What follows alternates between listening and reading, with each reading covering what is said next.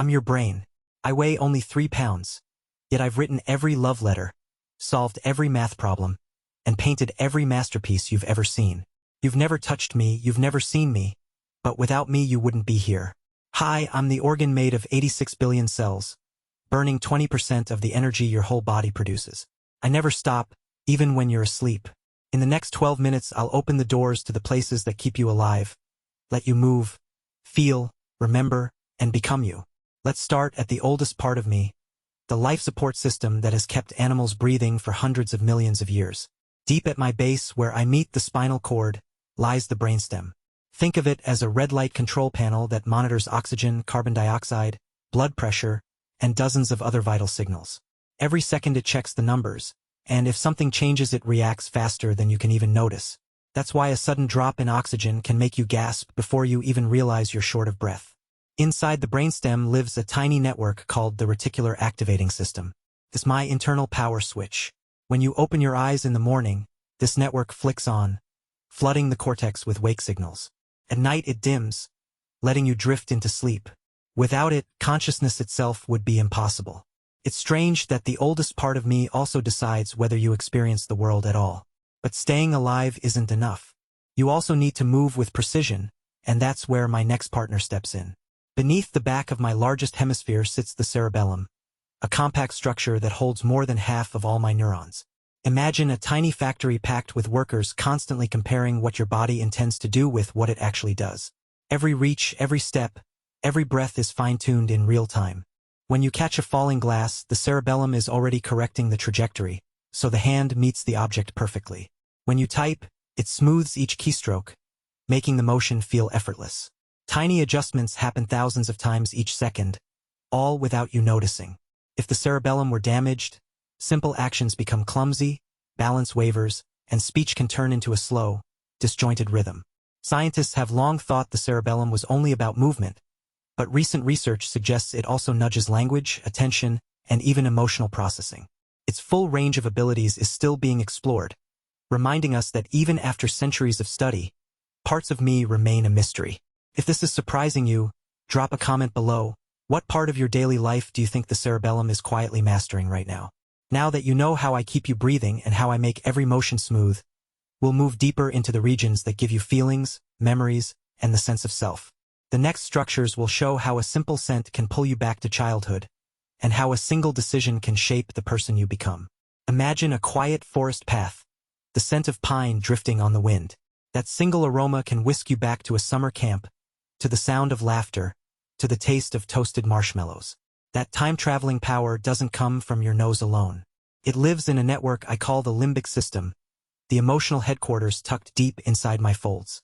The first guard at this headquarters is a tiny almond-shaped structure called the amygdala. Picture a rapid response alarm that never sleeps with its eyes open. When a sudden movement catches your attention, the amygdala fires in a flash, sending a surge of adrenaline through your veins. Your heart pounds, your breath quickens, your muscles tense. All of this happens before you even know what you're looking at. It's a survival shortcut. Better to jump at a harmless shadow than to be caught off guard by a real threat. But the amygdala isn't a one-track mind. It also lights up when you hear a favorite song, when you taste a piece of chocolate, when you see a loved one smile.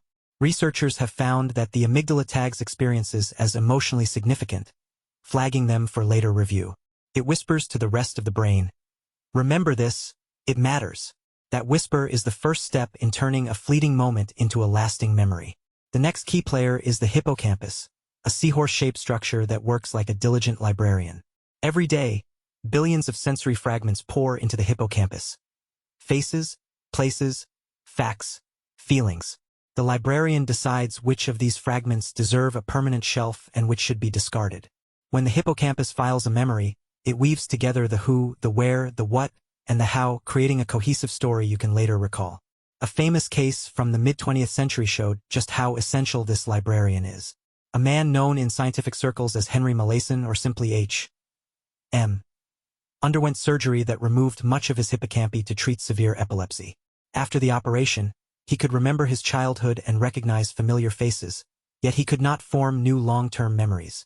He lived in a perpetual present, each day a blank page. His tragedy taught us that the hippocampus is the gateway to lasting memory, while other brain regions handle the storage of older experiences.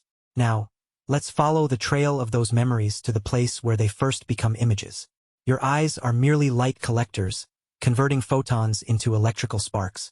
Those sparks travel along the optic nerves until they reach the occipital lobe at the back of my skull. Here, a bustling workshop disassembles the raw data. Edges, contrasts, motion, depth, color. Neurons fire in precise patterns, assembling a picture from the chaos of light. By the time the signal reaches higher cortical areas, you already recognize a friend's face, a moving car, a distant mountain. What's astonishing is how much of this visual processing happens without your conscious awareness.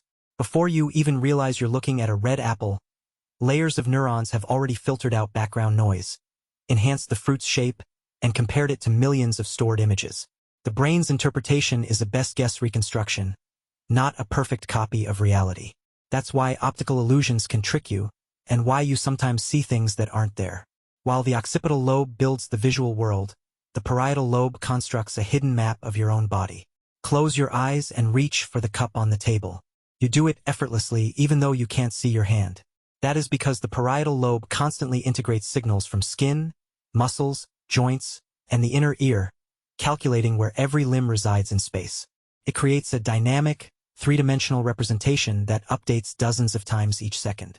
Interestingly, this internal map does not mirror the actual size of your body parts. The fingertips, lips, and tongue occupy a disproportionately large area of the parietal cortex because they are rich in sensory receptors and crucial for fine-grained tasks. The back and thighs, by contrast, have a much smaller cortical footprint. The brain prioritizes importance over proportion, ensuring that the parts you need most for interaction receive the most processing power. All of these sensory and emotional systems feed into the most advanced region of my architecture, the frontal lobe. Situated just behind your forehead, this area is the executive suite, the planner, the moral compass, the storyteller. It is the last major part of me to finish maturing, often not reaching full development until the mid-20s. That prolonged growth explains why teenagers can be brilliant yet impulsive. The decision-making hardware is still being fine-tuned. The frontal lobe orchestrates the orchestra of the other regions. When you decide to study for an exam instead of scrolling through social media, the prefrontal cortex evaluates the long-term benefits, suppresses the immediate reward, and initiates the appropriate actions. When you solve a complex puzzle, it holds the pieces in working memory, manipulates them, and arrives at a solution. When you imagine a future vacation, it simulates scenarios, predicts outcomes, and fuels motivation. A historic case that illuminated the frontal lobe's role involved a railroad foreman named Phineas Gage. In the 19th century, an iron rod blasted through his skull, destroying much of his left frontal cortex. He survived, could speak, and could walk, yet his personality transformed dramatically. He became reckless, impulsive, and socially inappropriate. Gage's tragedy revealed that the seat of personality, judgment, and self-control resides in the frontal lobes. Even when you are asleep, the frontal lobe does not shut down. During deep sleep, a remarkable cleaning system called the glymphatic pathway springs into action. The spaces between my cells expand, allowing cerebrospinal fluid to flow more freely, flushing out metabolic waste that accumulated during waking hours. Think of it as a nightly street-sweeping crew, clearing debris to keep the circuitry running smoothly. Studies show that insufficient deep sleep hampers this clearance, linking poor sleep to cognitive decline and neurodegenerative disease. While the brain is busy cleaning, another silent conversation unfolds between me and the gut. The vagus nerve, one of the longest nerves in the body, acts as a two-way highway, transmitting signals from the stomach to the brain and back. When you eat a heavy meal, the gut sends messages that can influence mood, alertness, and even decision-making. Conversely, stress signals from the brain can alter digestion, appetite, and gut microbiota composition. This gut-brain axis is an active research frontier, with scientists exploring how it shapes anxiety, depression, and overall health. All of these processes, breathing, moving, feeling, remembering, seeing, planning, cleaning, and communicating, are happening inside a 3-pound organ that contains roughly 86 billion neurons, each linked to thousands of others, forming a network of unimaginable complexity. The number of possible connections dwarfs the number of stars in the observable universe. Yet, despite this staggering intricacy, the brain is the only known structure capable of studying itself.